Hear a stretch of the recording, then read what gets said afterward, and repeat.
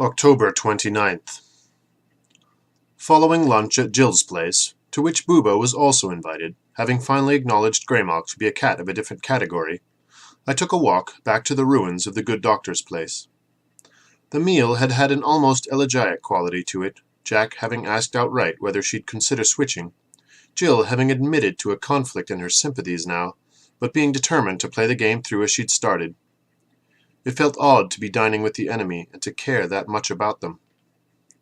So I took a walk afterward, more for something to do while being alone than for any pressing purpose. I took my time in going. The charred ruin still smelled strongly, and though I circled it many times, I could see no bones or other signs of dead humans within.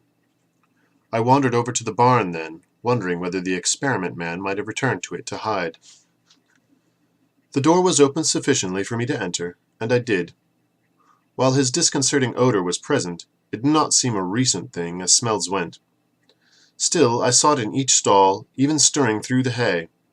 I checked in every corner, cubby, and bin. I even mounted the ladder to the loft and looked about there. Then I noticed a peculiar shape to the rear, that of a bat hanging from a beam. While all bats look pretty much alike to me, especially when you turn them upside down, it reminded me a lot of Needle. I approached and said loudly, "Hey, Needle, what the hell are you doing here?" It stirred slightly, but did not seem inclined to wake up. So I reached out and prodded it with my paw. "Come on, Needle, I want to talk to you," I said. It unfurled its wings and stared at me. It yawned then. "Snuff, what are you doing here?" it said. "Checking out the aftermath of the fire. What about you?" "Same thing, but daylight caught me and I decided to sleep here." "Does the experiment man still come here?" "I don't know. He hasn't today. And I don't know whether the good doctor got away either. How's the game progressing?" "Now I've learned that the good doctor was never in it. I found the point of manifestation, the big hill with the fallen stones." "Really? Now that's interesting. What else is new?" "Rastov and Owen are dead. Quicklime and Cheater went back to the woods." "Yes, I'd heard that." "So it seems someone's killing openers."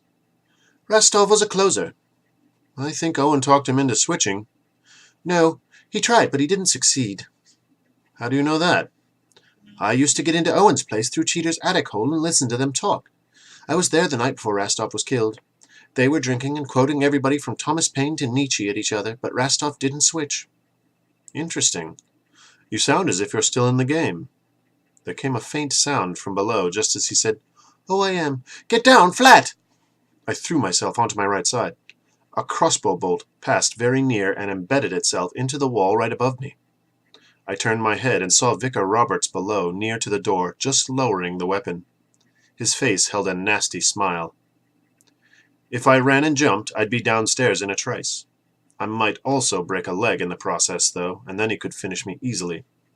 The alternative was to climb down the way I'd come up, backing down the ladder. For anatomical reasons, my descent is always slower than my ascent. If I did not do this, however, he could crank the weapon back, seat a bolt, and come up after me. In that case, the odds would be in his favor. At least he didn't have any armed assistants with him. I thought back quickly, recalling how long it usually took to get such a weapon cocked. There was no choice, and there was no time to wait if I were to have any chance at all. I rushed to the head of the ladder, turned, and began my descent. The vicar had already lowered the bow by then and commenced rearming it. I moved as fast as I was able, but as I searched with a hind leg after each wooden crosspiece, my back felt terribly exposed. Should I make it to the floor unpierced, I knew that I would still be at high risk. I hurried. I saw something black flutter by. I heard the final click. I heard the sound of his fitting the quarrel into place. It was still a good distance down. I descended another step. I imagined him raising the weapon, taking leisurely sighting at an easy target. I hoped that I was right about the fluttering, about Needle. Another step. I knew that I was right when I heard the vicar utter an oath. I descended one more step. Then I decided I could risk no more. I pushed myself backward, letting myself fall the rest of the way, recalling things Greymalk had said about always landing on her feet, wishing I'd been born with that ability, and trying to achieve it just this one time anyway. I tried to torque my body in the proper direction, along the long axis, relaxing my legs the while. The bolt passed well above me, from the sound I heard of it striking wood, but the man was already cranking the weapon again as I hit the ground. I did land on my feet, but they went out from under me immediately.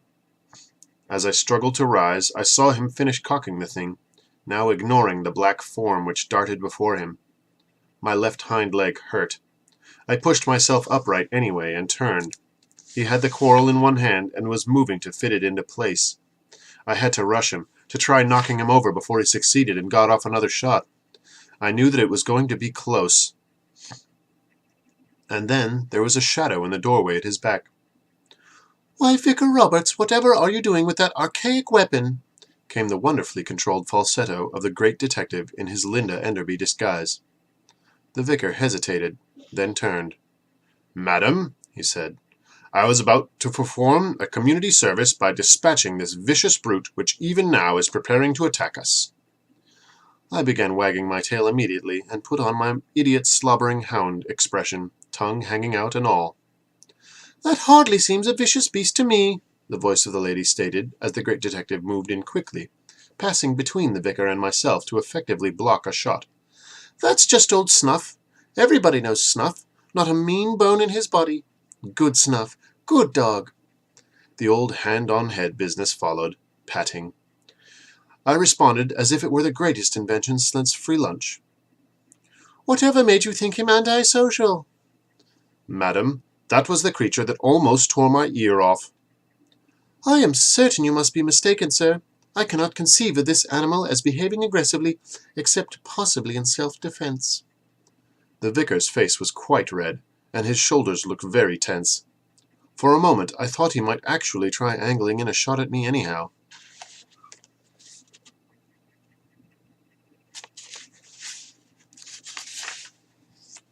"I really feel," the Linda voice went on, "that if you have any complaints concerning the animal, you ought to take them up with his owner first before embarking on a drastic action that might well draw the attention of the Humane Society and not rest well with the parishioners." "That man is a godless jackanapes," he began, but then his shoulders slumped. "Perhaps, however, I acted hastily. As you say, the parishioners might view it askance, not knowing the full measure of my complaints. Yes, very well." He lowered the weapon and released its tension. "This will be settled," he said then, "in another day or two, but for now I accept your counsel and will do nothing rash." He put away the quarrel in a case slung over his shoulder, slinging the weapon also moments later. "And so, madam, I thank you again for those cookies you brought by, which I found quite tasty, and I bid you a good day." "I trust your daughter enjoyed them as well." "Indeed she did. We both thank you." He turned then, and passed out through the door. The great detective immediately followed him to it, and peered out, doubtless to make certain that he was indeed departing. Before I could take the same route to the same end, however, he caught hold of the door and slid it the rest of the way shut. Turning, he studied me. "Snuff," he said, the falsetto vanished. "You are fortunate that I have a good pair of binoculars, and have been inclined to use them of late. You are a very unusual creature," he continued. "I first encountered you in Soho when assisting some friends at the Yard in their investigation of an unusual series of killings. Subsequently, I have found you to be present in numerous situations both bizarre and intriguing. Your presence seems to have become almost a common denominator to all of the recent peculiar occurrences in this area. It long ago passed the point where I could safely deem it a matter of coincidence." I sat down and scratched my left ear with my hind leg. "That is not going to work with me, Snuff," he said. "I know that you are not just a dumb dog, a subhuman intelligence. I have learned a great deal concerning the affairs of this month, this place, the people engaged in the enterprise which I believe you refer to as the game." I paused in my scratching to study his face. "I interviewed both the inebriated Russian and the equally distracted Welshman on their ways home from the pub one night, in my guise as a jovial traveller in commercial sales. I have spoken with the gypsies, with your neighbours, with all of the principals involved in this matter of purported metaphysical conflict.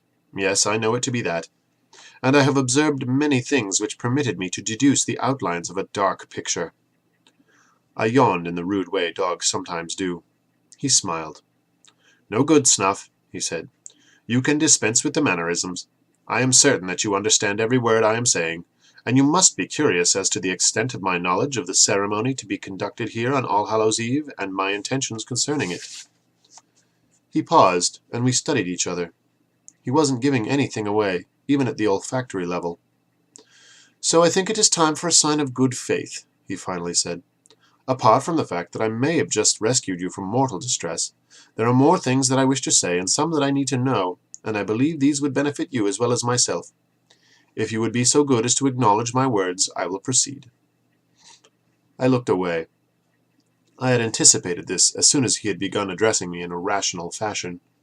I still had not decided what my response should be when he finally got around to asking for what had to be a token of faith.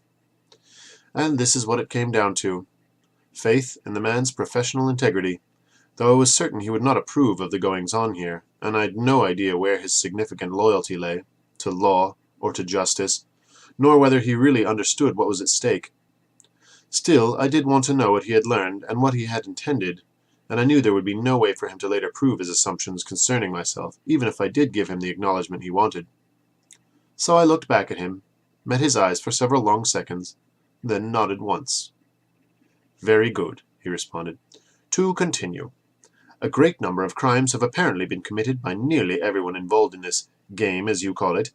Many of them would be virtually impossible to demonstrate in court, but I have neither a client who requires that I find a way of doing so, nor inclination to pursue such matters for my own amusement.